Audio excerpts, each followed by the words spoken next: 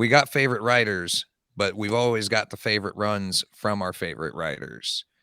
So, starting off with our actual, like, top favorite writer right now, Mark Waid, you gave me, I believe it was Superman Birthright. Tell us why you picked this one. Oh man. All right. So Superman Birthright, if everyone was paying attention earlier, I said that my high school had graphic novels, and one of the first ones I checked out was Superman Birthright.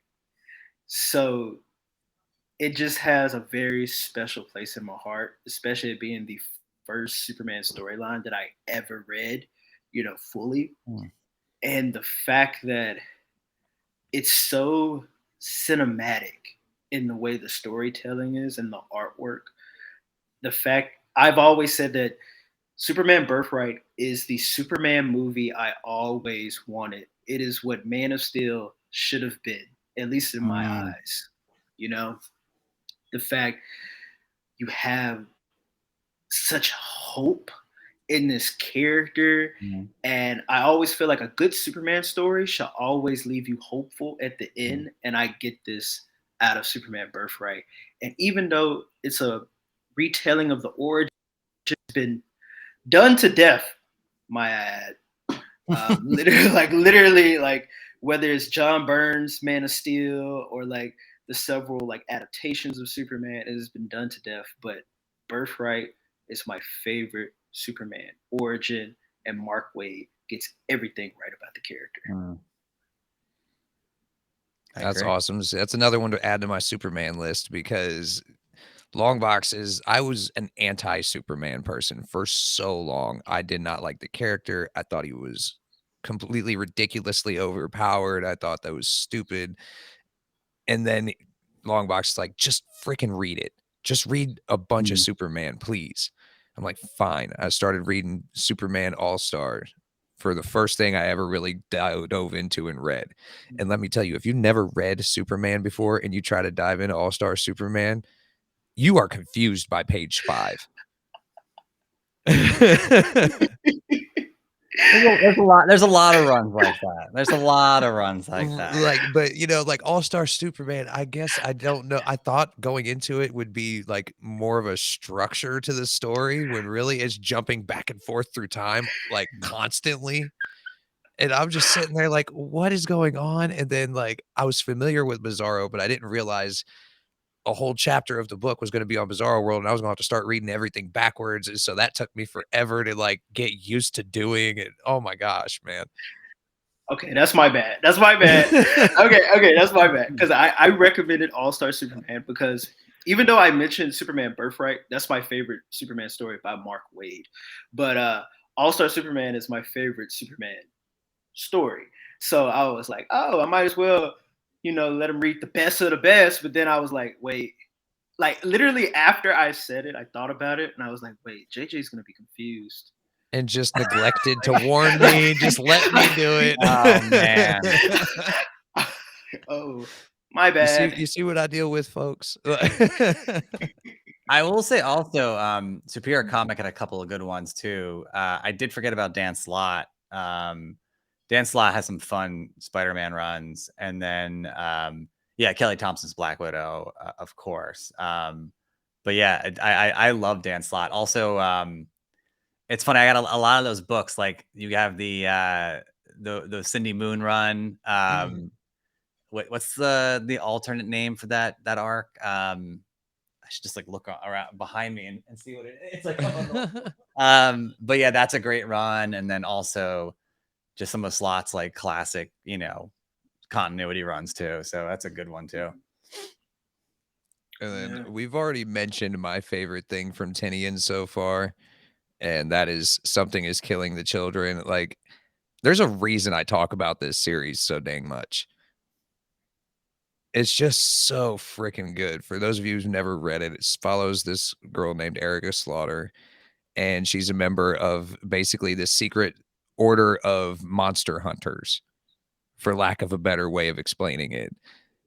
And she has to go to this little small town because there's been a monster sighting, and it goes way more off the rails than it was supposed to, and it just gets worse and worse and worse throughout this. It's so good though. If you like horror and suspense, that's definitely something to check out. It's gonna make I for a mean, great it took me forever, Amazon but I series. convinced Longbox to read it. So Oh, it's good. It's good. Like I've always I used to see like pictures like on social media of like cosplayers cosplaying as Erica, right? So I've always seen that and I always wondered about the little bandana thing that they wear. And then after I read it, I was like, yep, I can see why, people would want to cosplay as Erica. She's awesome. Oh, dude, she's such a good character. Oh yeah. Yeah. Oh man. That's gonna be. I mean, I'm gonna go on a limb here. That's gonna be a success on Prime for sure. Like Oh, that's gonna be 100%. Even right though up it's the I'm alley with you. sure I'm already expecting, like, the typical stuff you see on social media. People are gonna be like, "Oh, it was mid. It wasn't as good as I expected. It was either too gory or not gory enough," or, like, it's somebody's gonna have something to say, I'm Yeah. sure. True. But People need to learn to have fun again. if you're a real fan and you look at the fact that the creators of the book are executive producers on the show, then you should have a little more faith. Yeah. Facts, facts. I want. Yeah. Speaking of Amazon, I want to throw someone in here that I didn't throw before. Charles Soule. Oh, so good. Yeah. Another friend of I of discovered him through 8 Billion Genies. yeah, but I worked with him as far as like doing a show on his Darth Vader run, which it was funny because it's so weird looking back, like reading these books when they were new and fresh. And then like I remember when was it Kirak Infala, like the one who Vader has to kill and then does kill and takes the Kyber crystal to create his Sith lightsaber.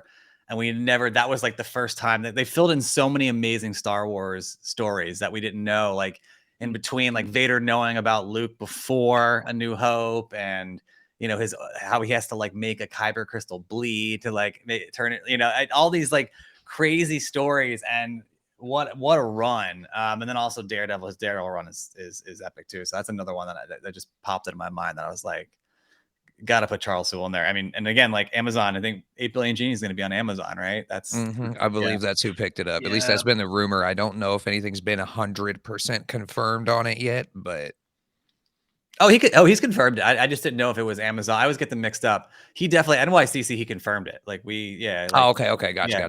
We actually spoke to him and he was like, "Oh yeah, Amazon." And Oh, that's right. I watched that interview. Yeah, and he was also that's offensive, JJ. No, but he also How many interviews I watch a day? No, I also he was a consultant on She-Hulk too, because he obviously, I mean, he's a lawyer by trade, like he used to be. I don't think he practices law anymore, but so he's got like such a crazy background. So yeah, That's so cool. It's so cool seeing the types of people that end up in the comic industry. Yeah. Like, It's like I've seen a Tom lot of King. Tom writers, King used too. to be special forces, yeah, Oh wow, which is crazy. Yeah. He was like part of like the CIA or something. that's cool. so you got Yeah. people like those two, and then on the other side of things, you've got people making comic books like Amelia Clark. You've got like Keanu Reeves is doing anime and manga. Like, Keanu can do no wrong. I mean, let's I put that. That's agree. another out there who is just a True treasure, that. a treasure of all treasures. Keanu is, oh man, He's too good of a human being for Hollywood. He's amazing. What was the movie he was in where he made fun of himself?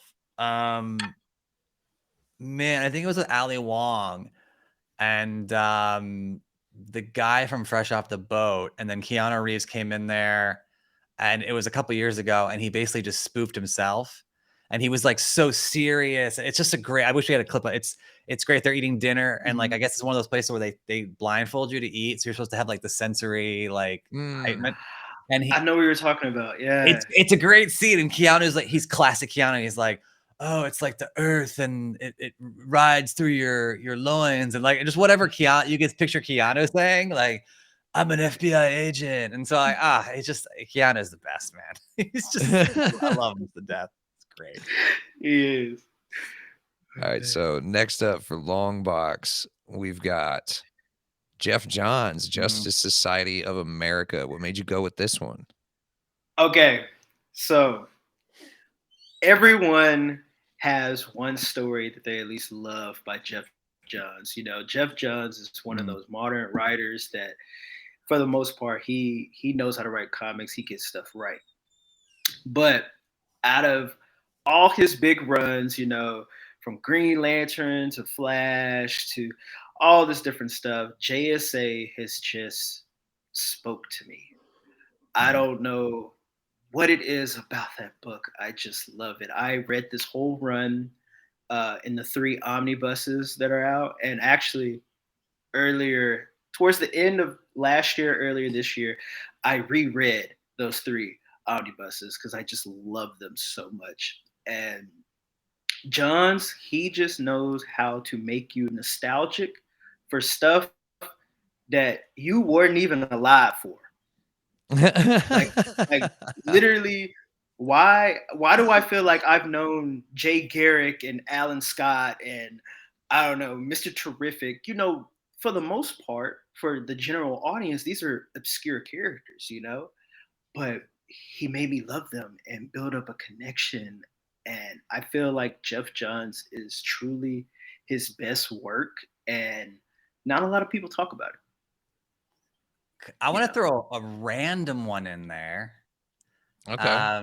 I was just looking up. If you saw me like distracted, I was looking up Yeah. like how many issues he did. Right. So here's one that's like Captain Obvious, but I just think it is like the blossoming of Marvel Comics in its heyday. I'm gonna go with a little guy named Stan Lee for his Fantastic Four run, and I'm not saying I don't want to say first like 10 issues. I want to say because I think I'm reading. He wrote 102 issues, so I'm guessing probably like around the first 100. So I want to say like starting with like this man, this monster, and then going from there is some of the like the coolest vintage Marvel work around. And I know obviously it's like what a low hanging fruit saying Stan Lee, but I think just for that run, his early Spider-Man is awful. Let's just be honest. Like I've said this a million times, his early Spider-Man stuff is terrible. Like people can get me for that. His Fantastic Four stuff is really good. I mean, he didn't even have Peter Parker. It was Peter Palmer. Like he's not like his early Spider-Man stuff is bad.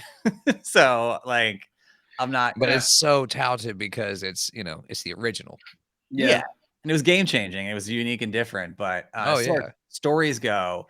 I've been reading like some of the old Fantastic Four runs, and they're just really good storylines. I mean, some of them are crazy and zany and kooky and like. I mean, that's just 60s comics, though, right? True I that. mean, True that. that's I that agree. Silver Age campiness that everybody eventually came to love. Like Ramatut and like it's just so random and weird, but like it's fun though, and like yeah, I mean whatever. Well, you know, that's the era with the giant nickel in Batman's. Oh yeah, with the dinosaur and all that. Yeah.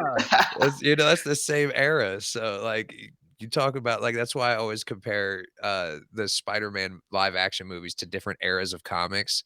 Because in my head, that's what makes me think of like Toby's is Silver Age campy, over the top Spider-Man. Then you've got Andrew Garfield. I would put him more along the lines of like Ultimate Spider-Man. And then you've got Tom Holland, which honestly is his own thing at this point. But yeah. Basically, yeah. That's Sony for you, though, right? I mean, Fantastic Four. I'm just thinking I could just see Jack Kirby artwork and man. How could you not like the original Jack Kirby artwork for stuff, man? Like, and Steve Ditko too. Like, it's not again, and I'm looking at like, so I have this the variant signed by Stan of the alternate Ditko cover for 700. Oh, nice. And I mean, look, his Spider-Man, it's not good. there's like some nostalgia to it. Like the head is all weird and blocky, and like Peter Parker's 45 years old, but he's in high school, and so like, you know, it's fine. Like, you know, it's just, but there's just something I don't know. Am I old enough now to be like it was a simpler time and like I reached that age demographic already or whatever, but I don't know. It's super interesting and cool. All right, so my second writer that I'm gonna go ahead and say, and it's a pretty common thing, but it's very particular. Like I'm very weird about this writer. It's Donnie Cates, and the book is Crossover. This Ooh. book blew my freaking mind the first time I read it.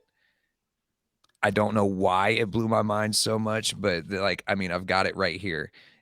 This is the one we took our name for Crossover Comics from. Like we that's how good this freaking book is. Basically, what would happen if comic books one day just blew up and all the characters interacted with real life people? That's awesome. I gotta That's read. the premise. That's the premise of Crossover. There's not even a pretend to know it. Like he's like, wait, what?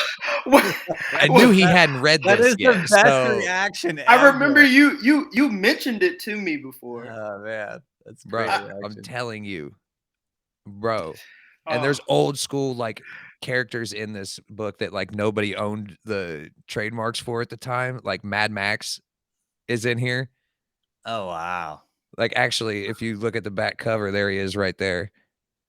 that's great. He's like one oh of the my main gosh. protagonists in the book.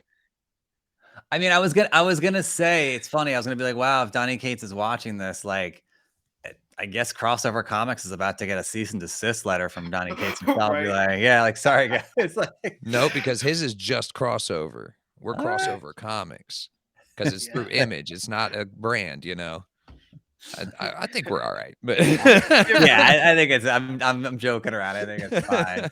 Look, how much money Crossover Comics has gave Donnie Cates? Come on, he can dude, throw a seriously, Yeah. we've paid for the licensing rights. All right, Right.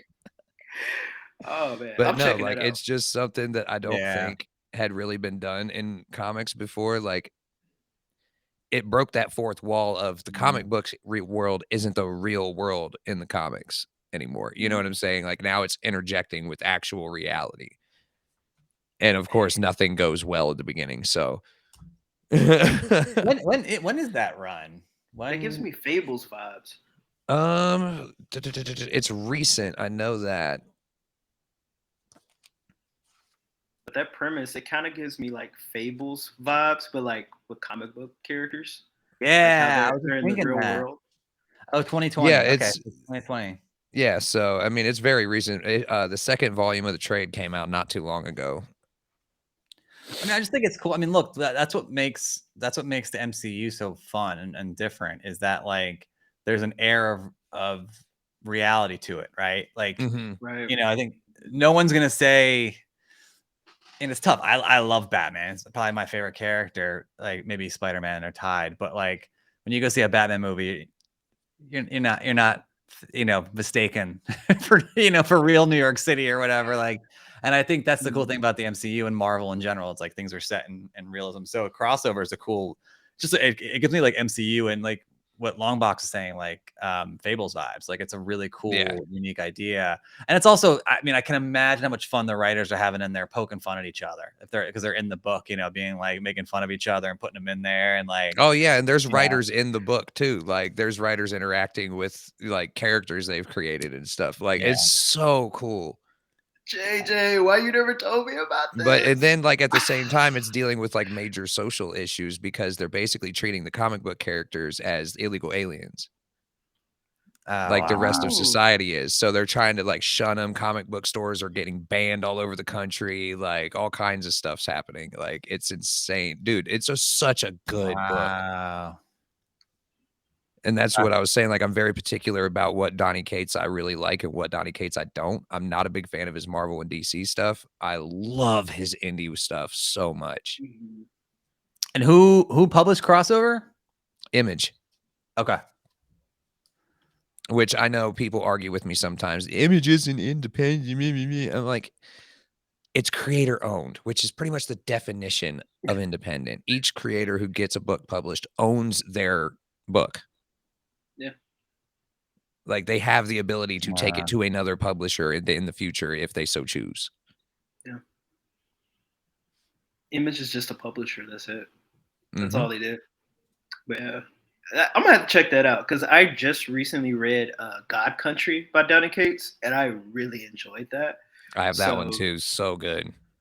Crossover is definitely one that's going to be added to my list. Mm. Gosh, JJ, help me stop spending money, man.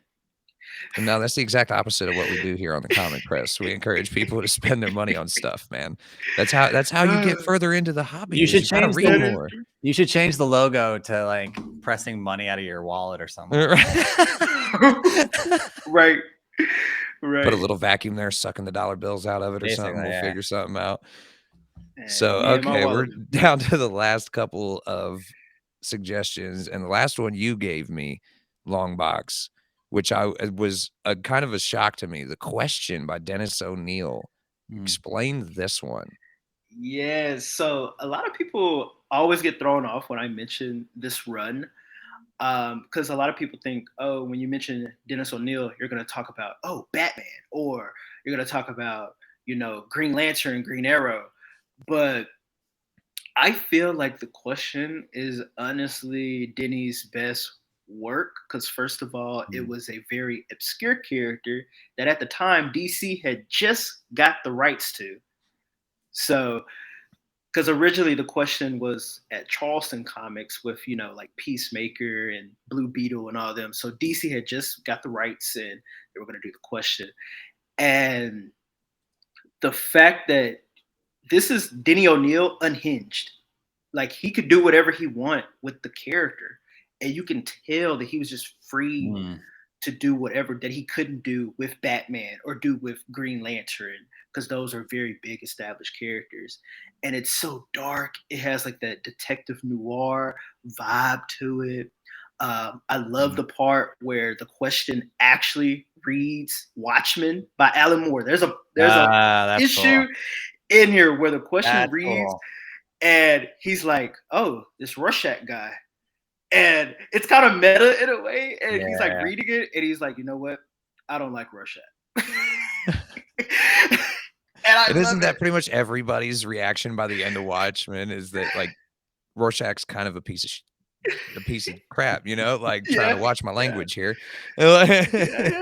Basically, he's a piece of feces. Yeah, there you go.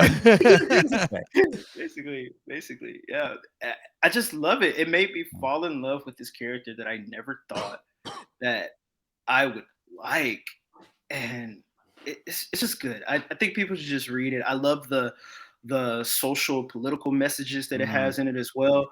And I hope that doesn't turn off people, because I know some people don't like when comics talk about politics and stuff. But I think comics should talk about real world things, I mean, when have they not talked about politics and stuff and social issues, though? I mean, haven't they kind of always tackled that kind of stuff from the beginning? Exactly. Captain America debuted punching out Hitler. I mean, come on. Exactly. But another thing I do want to plug is like the artwork on this run is by Dennis Cohen, and Dennis Cohen is very famous for his Milestone comics, like Hardware. He worked on Hardware. We were talking about this. Yeah. I think he also worked on Icon as well. But yeah, Dennis Cohen, he actually co-founded Milestone. So this is some of his early work that you get to see. And that's cool. Blows me away. I got one last ad. I mean, I got to go with Todd McFarlane for Spawn as writer, not artist. I'm just kidding. Really? I was going to say, like, hey, if that's what you think. Look, the argument. Michael, I was going to let you rock. I can't believe the straight faces on you guys' face. And I think Longbox is about to literally jump out of his shirt. He's like, wait, what? I just said I hate this guy earlier. I was literally just kidding around. I was like, oh, I love it. I'm joking. I'm 100% joking. All right. Oh my goodness.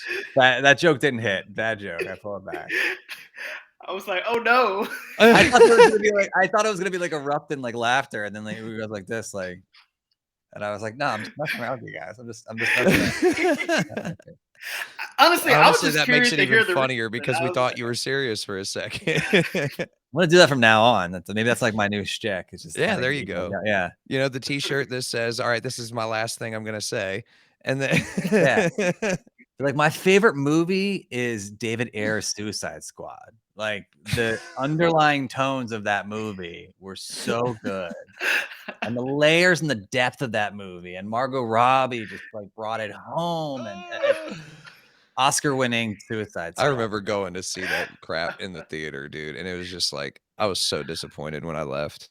It was one of the last movies that made me angry, like, physically angry. It's just Yeah, so like I was bad. expecting some super, like, awesome, badass movie, and it was just not. Yeah. I apologize if you guys enjoyed it out there, but Exactly. No judgment on anybody else. Yeah. just my opinion for what little that's worth. So my last one, Kyle Higgins, Radiant Black. I mean, this is another one that I talk about a lot. A lot of people have been super hyped on this series, and in my opinion, there's good reason.